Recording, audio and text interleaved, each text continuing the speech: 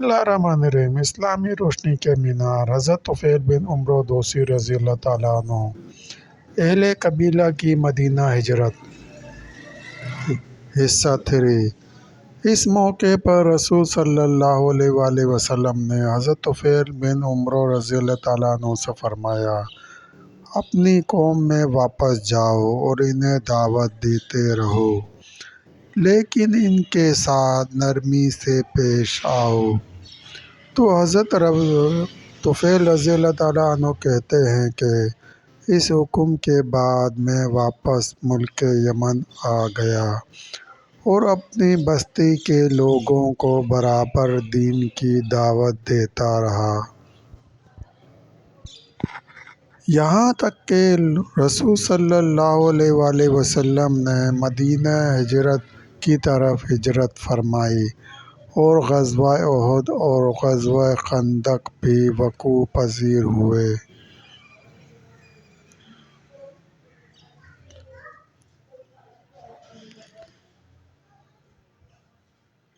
حضرت طفیل بن عمرو رضی اللہ تعالیٰ عنہ کہتے ہیں کہ حضرت ابو ہریرہ رضی اللہ تعالیٰ عنہ اور چند رفقا تو ابتدا ہی میں اسلام قبول کر چکے تھے، لیکن مسلسل تبلیغ کے نتیجے میں وہ وقت بھی آ گیا کہ جب قبیلے کے باقی لوگ بھی مسلمان ہونے کے لیے تیار تھے، چنانچہ میں ان سب کو لے کر مدینہ منورہ کی جانب روانہ ہوا۔ یہ 70 یا 80 خاندان تھے۔ اللہ کے رسول صلی اللہ علیہ وآلہ وسلم خیبر میں تھے۔ ہم سب رسول صلی اللہ علیہ وآلہ وسلم سے خیبر میں ملے۔ قبیلے کے تمام لوگوں نے رسول صلی اللہ علیہ وآلہ وسلم کے دست مبارک پر اسلام قبول کیا۔ رسول صلی اللہ علیہ وآلہ وسلم نے مال غنیمت میں مسلمانوں کے ساتھ ہمارا حصہ بھی مقرر فرمایا۔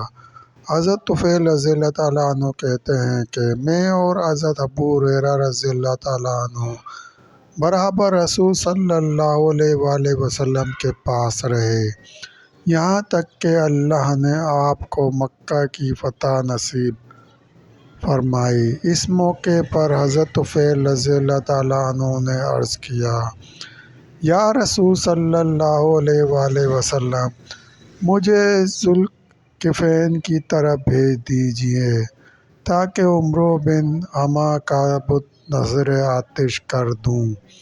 چنانچہ اللہ کے نبی صلی اللہ علیہ وآلہ وسلم نے حضرت طفیل بن عمرو رضی اللہ تعالیٰ عنہ کو ذوالکفین کی طرف روانہ فرمایا۔ حضرت طفیل رضی اللہ تعالیٰ عنہ نے بت کو آگ لگا دی۔ بت لکڑی کا تھا۔ حضرت طفیل رضی اللہ تعالیٰ عنہ اس پر آگ لگاتے وقت کہہ رہے تھے، اے ذوالکفین، میں تیرے بندوں میں سے نہیں ہوں، میں نے تیرے دل میں آگ لگا دی ہے۔ جب بت ذوالکفین جل کر راکھ ہو گیا تو جو لوگ اس کی پوجا کرتے تھے ان پر اس کی اصلیت ظاہر ہو گئی کہ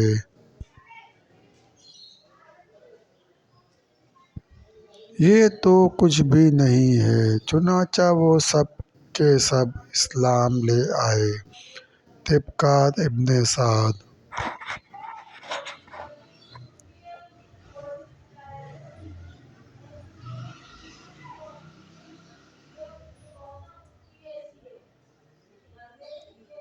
غزوات میں شرکت اور شہادت۔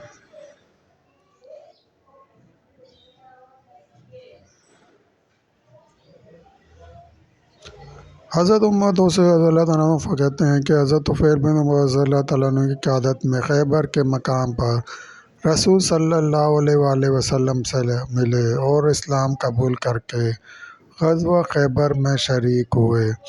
حضرت طفیل رضی اللہ تعالیٰ عنہ کی درخواست پر رسول صلی اللہ علیہ وآلہ وسلم نے دوسیوں کو خیبر شکن فوج کے میمنہ پر مقرر فرمایا۔ غزوہ طائف کے موقع پر دوسی قبیلے کے 400 جنگجو حضرت طفیل رضی اللہ تعالیٰ عنہ کی قیادت میں رسول صلی اللہ علیہ وآلہ وسلم کے ساتھ شریک تھے۔ ان کا الگ سے دستہ تھا۔ رسول صلی اللہ علیہ وآلہ وسلم نے حضرت طفیل رضی اللہ تعالیٰ عنہ سے دریافت فرمایا، تمہارے دستے کا علم کون اٹھائے گا؟ تو حضرت طفیل رضی اللہ تعالیٰ عنہ نے عرض کیا، نعمان بن باریہ رضی اللہ تعالیٰ عنہ شروع سے ہمارے قبیلے کے علم بردار ہیں،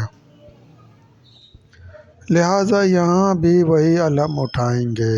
تو رسول صلی اللہ علیہ وآلہ وسلم کی وفات کے بعد جب عرب کے کچھ لوگ مرتد ہوئے تو حضرت طفیل رضی اللہ تعالیٰ عنہ صحابہ رضی اللہ تعالیٰ عنہ کے ساتھ نکلے اور مرتدوں سے جہاد کیا۔ سیدنا ابو بکر صدیق رضی اللہ تعالیٰ عنہ کے دور خلافت میں یمامہ کے مقام پر نبوت کے جھوٹے دعوے دار مسلمہ کذاب کے خلاف جنگ میں حضرت طفیل رضی اللہ تعالیٰ عنہ بن عمرو رضی اللہ تعالیٰ عنہ اور ان کے صاحبزادے عمرو بن طفیل رضی اللہ تعالیٰ عنہ نے بھی حصہ لیا۔ اس جنگ میں حضرت طفیل بن عمرو رضی اللہ تعالیٰ عنہ نے نہایت بہادری اور شجاعت کے ساتھ جنگ لڑتے ہوئے جام شہادت نوش کیا، جبکہ ان کے صاحبزادے عمرو بن طفیل رضی اللہ تعالیٰ عنہ دوران جنگ زخمی ہوئے اور ایک ہاتھ سے محروم ہو گئے۔ طبقات ابن سعد۔ دوستو، یہ تھی حضرت طفیل بن عمرو رضی اللہ تعالیٰ عنہ کی زندگی کے کچھ واقعات۔ مزید صحابہ رضی اللہ تعالیٰ عنہ کے واقعات سننے کے لیے چینل کو سبسکرائب کریں اور گھنٹی کے نشان کو لازمی پریس کریں۔ لائک کریں، شیئر کریں۔ دوستو، ویڈیو دیکھنے کا شکریہ۔